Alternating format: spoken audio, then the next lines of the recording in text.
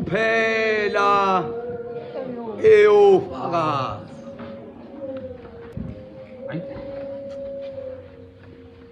Ngihlushwa ilesi silwane sami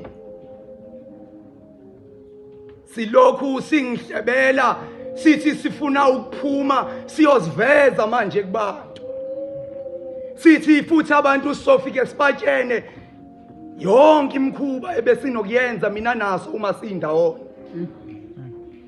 Ngihlulwa ile mizwa yami iyona le elokhu ingiholela ekuholeni. Kuyona yonke le mholo mina ngize ngigcine ngisale ngimaholo. Ngaholwa futhi ngaze ngaholeleka ngasophathi. Ngiholeleke ngasehlane elimnyama lesimpungusha. La ngizithola khona mina ngeminwe yami ngilokhu ngikhomba, ngikhweba nangengalo yami laba besifazane abancane kunami ngokweminyaka. Ngifuna ukuzocisha ikusasa labo. Ngifaka njalo izandla emaphaketheni ami. Ngikhipha labo zukwa bami hleze ibona ekumele ngenze isiqinisekiso sokuthi bacwebezela ngokwanele.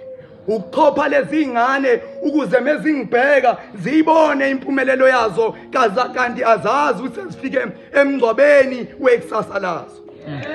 Bangikhuzileke abafowethu. Bathi hlukana nale mkhuba yakhe emibi, inkinga nami yangizenzi.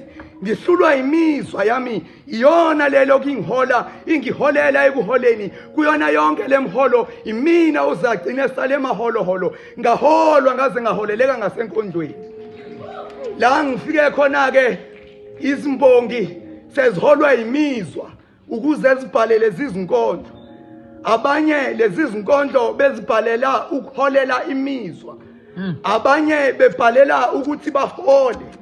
Ukuthi kuyona yonke lemholo lezimbongi zasala futhi zimaholo. Ngaholwa nami ngaze ngathuliswa. Kwathiwa angazikhulumi lezi indaba zizongiqhatha nabo bonke labantu abebesafuna ukuhola. Ngathi inkinga nami angizenzi. Ngihlushwa ilesi silwane sami isona lesi esilokhu singitshena sithi hey what yayithi ngifuna ukuziveza manje mina kubantu. Sithi futhi sizobatshena ngayo yonke imikhuba bese sinokuyenza mina naso uma sindawonye. Sangihola ke sangiholela ngasebumnyameni kanti saphinda sangihola sathi ungabe usakhuluma manje ngoba inkondlo kuphela eyofakaza.